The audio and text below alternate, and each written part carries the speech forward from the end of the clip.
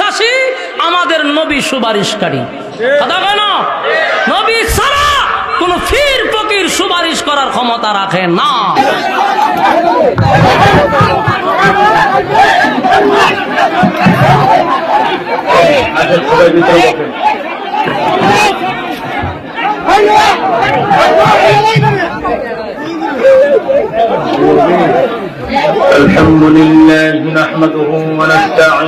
ইসলাম নিয়ে স্টাডি করা দরকার।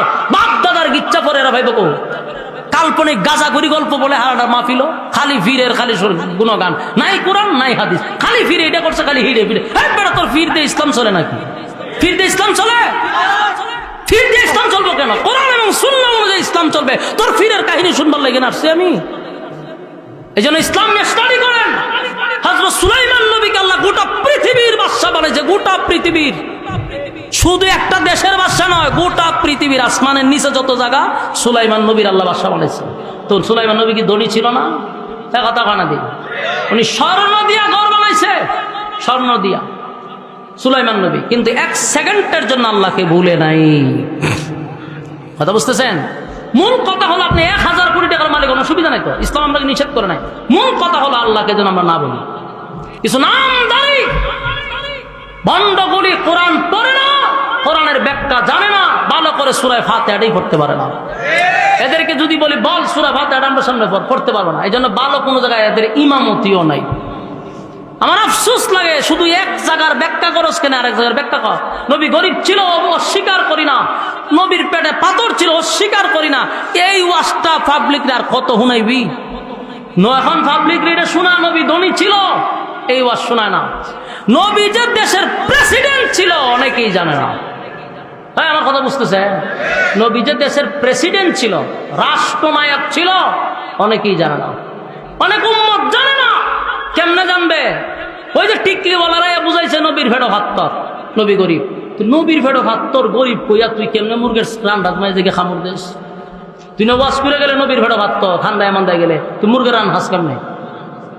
তো লজ্জা করে না? খাস কেমনে? তুই মানুষকে কথাগুলি জানানো দরকার। আমার নবী দেশের প্রেসিডেন্ট ছিল, নবী রাষ্ট্র পরিচালনা করছে, এই কথাগুলির থেকে উম্মতকে অনেক দূরে সরাইছে। এই জন্য আজকে এটার প্রভাব কি পড়ছে জানেন? আজকে আলেমরা রাজনীতি করতে গেলে রামবামরা আমাদেরকে বলে হুজুররা রাজনীতি পাইছে গো। এই কথা বলার সাহস পায় কোথার থেকে জানেন? এই সমস্ত টিকটিওয়ালা বক্তাদের কাছ থেকে। সারাটা জীবন নবী গরিব বলে ওয়াজ করছে, কিন্তু নবী যে দেশ চালাইছে বিন্দু পরিমাণ এই অজ্ঞ বক্তাগুলি জানে না, শ্রোতাদেরকেও শোনায় না। এর দ্বারা ইসলামের কতটা ক্ষতি করছে কল্পনা করতে পারবেন না। আলেম সমাজকে একটা দরিদ্রতার মাঝখানে নিয়ে রাখছে, অথচ আমার নবীর দেশ পরিচালনা করছে। গর্বের সাথে বলার দরকার ছিল। আজকে আলেমরা নেতৃত্ব দিলে হয় হুজুরের রাজনীতি পাইছে গো, অথচ এরা জানেই না আমার নবী রাজনীতি করছে, দেশ চালাইছে। আমরা বলতে পারি আমরা রাজনীতি শিখছি স্বয়ং রাসূলুল্লাহর কাছ থেকে। বলেন আমরা রাজনীতি কোথা থেকে শিখছি? স্বয়ং রাসূলুল্লাহর কাছ থেকে শিখছি। আমরা নেতাদেরকে তোরা রাজনীতি পাইছত কো? আমরা তো পিছনে সনদ আছে, রাসূলুল্লাহর কাছ থেকে শিখছি। তুই পাইছত কো? যদি উত্তর না দিতে পারে উত্তর আমরা দিয়ে দিব। হয় ফেরাউনের কাছ থেকে শিখছে, নমরুদের কাছ থেকে শিখছে, আবু জাহেলের কাছ থেকে শিখছে, ঠিক কিনা? আমাদের সনদ আছে, রাসূলুল্লাহর কাছ থেকে রাজনীতি শিখছি।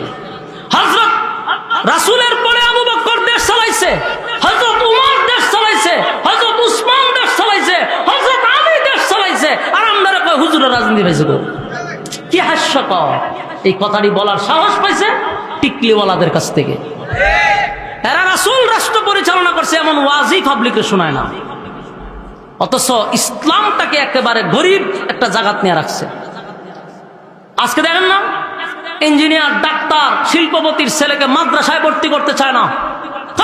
হুজুর উনলেরা নাকশিট কি মারে, ভাই গরিব কিতা করে খাইব? মানুষের বাড়ি মরিয়া লাগা পরে একজনের জানাজাত গিয়ে হারিব, আর নাহলে 40-এর ফরানি যাইব, আর নাহলে 40 জন আলেম দিয়ে একটা মিলাদ করাইব, 200 টাকা করে দিব, মানুষের মন লেগে হারে থাকবো। এই যে লজ্জাজনক, ঘৃণা করে এগুলো শুনলে পড়ে। কোথায় নিয়ে রাখছে ইসলামটা? অথচ একজন আলেম, একজন ইমামের দায়িত্ব মানুষ মরার জানাজা পড়ানো উচিত ছিল না। ইমাম শব্দের অর্থটাই ছিল নেতা। ইমামের দায়িত্ব ছিল এলাকা পরিচালনা করবে, যত বিচার আচার হয় সব ইমামের নেতৃত্ব হবে। এটাই ছিল ইসলাম। নিয়ে রাখছে একেবারে নিকৃষ্ট একটা জায়গায়, যে ইমাম মানেই হলো গরিব। হ্যাঁ, পৃথিবীর সব কিছুর বেতন বাড়লেও ইমামের বেতন বাড়ে না। প্রভাব কই গিয়া পড়ছে, সব শ্রেণীর বেতন বাড়ে। একটা রিস্কাওয়ালা সারাদিন রিস্কা চালালো, 500 টাকা কামাইলে মাসে 15,000, একজন ইমামের বেতন দেয় 5,000। এই মুসল্লির পিছনে নামাজ, এই মুসল্লিরা নামাজ দিব জিন্দেগিতে ইমামের পিছনে নামাজ হবে না, কারণ ইমাম নামাজ পড়া একটা দায়িত্ব পালন করতেছে, কিন্তু তোদের প্রতি ইমামের অভিশাপ, অভিশাপ তোমাদের প্রতি। কারণ এক বিভাগে নাড়া দেয় না যে আমি প্রতিদিন সিগারেটটা 100 টাকার, মাসে 3,000 তোমার সিগারেটের টাকায় বিল আসে, একজন ইমামরা আমি দেই 5,000। সে চলবে কিভাবে, তার ফ্যামিলি চলবে কিভাবে, তার বউ চলবে কিভাবে, তার কোনো অসুখ বিসুখ হইলে সে চিকিৎসা করাবে কি দিয়া? ইমামরা কোন জায়গাত নিয়ে রাখছে চিন্তা করে, কথা বুঝতেছেন?